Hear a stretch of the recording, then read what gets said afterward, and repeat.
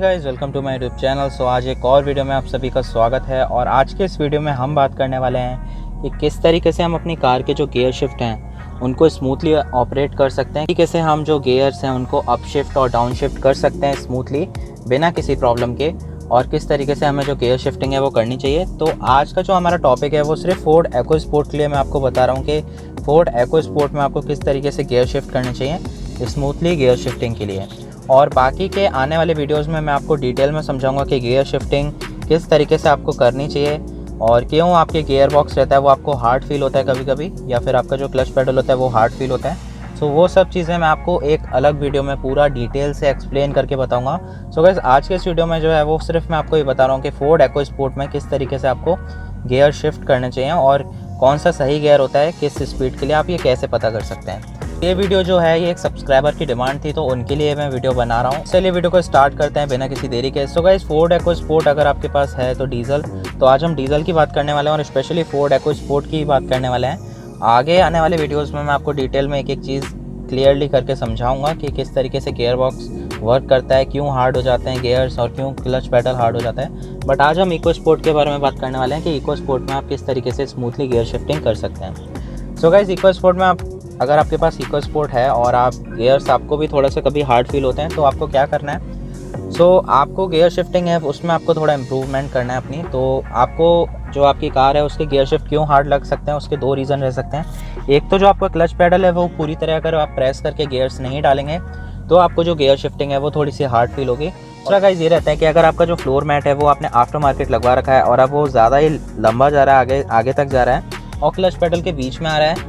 जिसकी वजह से क्लच पेडल पूरी तरह नहीं दब पा रहा है, तो इस केस में भी जो है आपको गियर शिफ्टिंग थोड़ी सी हार्ड लग सकती है। सो गाइस चलिए मैं आज आपको बताता हूँ कि फोर्ड EcoSport में आप किस तरीके से स्मूथली जो है वो गियर शिफ्ट अप शिफ्ट और डाउन शिफ्ट कर सकते हैं। फोर्ड EcoSport में आप अगर गियर शिफ्टिंग आपको हार्ड लगती है तो आज के बाद आपको फोर्ड EcoSport में गियर शिफ्टिंग हार्ड नहीं लगेगी।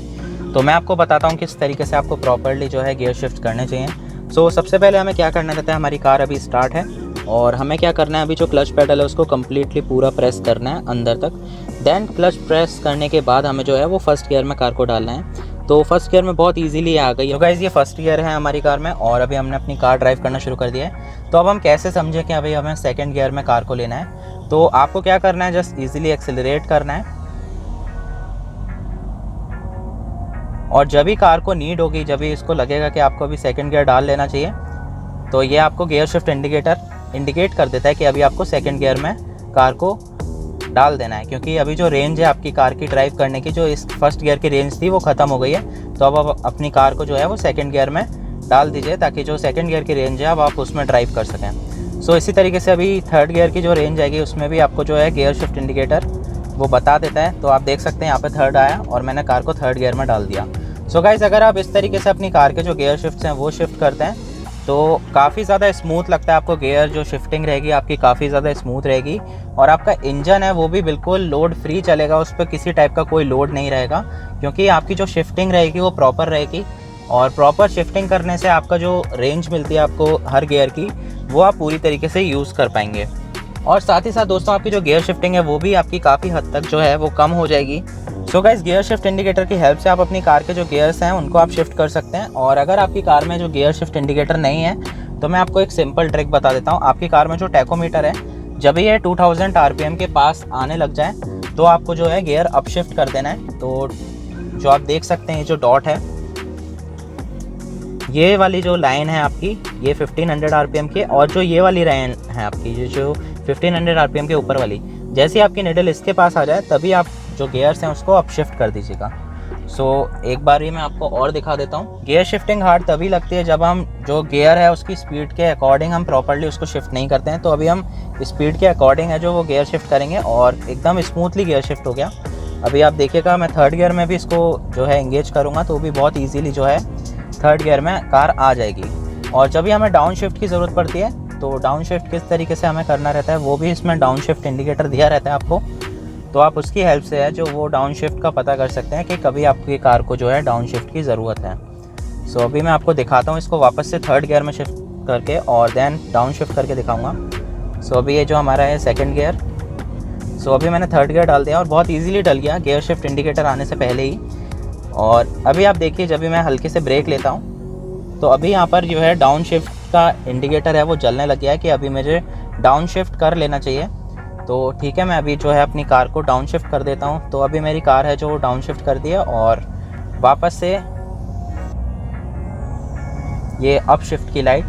तो कुछ इस तरीके से आप अपनी कार के जो गियर्स हैं उनको शिफ्ट करा करें, तो आपकी जो गियर शिफ्टिंग है आपको काफ़ी ज़्यादा स्मूथ लगेगी और किसी भी टाइप की कोई प्रॉब्लम नहीं होगी गियर को शिफ्ट करने में। काफ़ी स्मूथली जो आपकी गियर शिफ्टिंग है वो हो जाएगी।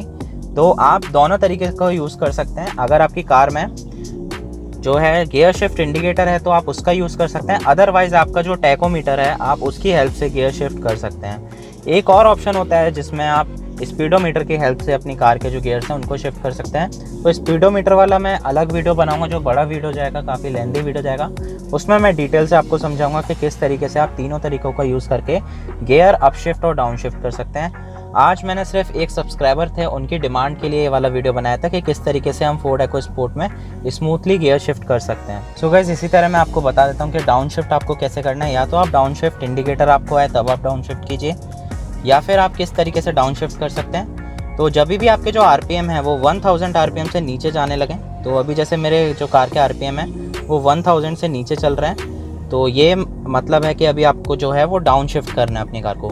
तो इस तरीके से अगर आप अप शिफ्ट और डाउन शिफ्ट करते हैं तो आपको काफ़ी स्मूथ लगेगी गियर शिफ्टिंग फोर्ड EcoSport की, और काफ़ी स्मूथ है फोर्ड EcoSport की गियर शिफ्टिंग। सो गाइस, आज की वीडियो में बस इतना ही था। ये एक सब्सक्राइबर के लिए मैंने वीडियो बनाया था। बाकी का जो पूरा वीडियो आएगा गियर शिफ्टिंग को लेकर वो पूरा अलग वीडियो आएगा, कि वो काफ़ी बड़ा टॉपिक है, उस पर मैं आपको एक एक चीज़ एकदम डिटेल में समझाऊंगा, एकदम एक्सप्लेन करके समझाऊंगा अच्छे से।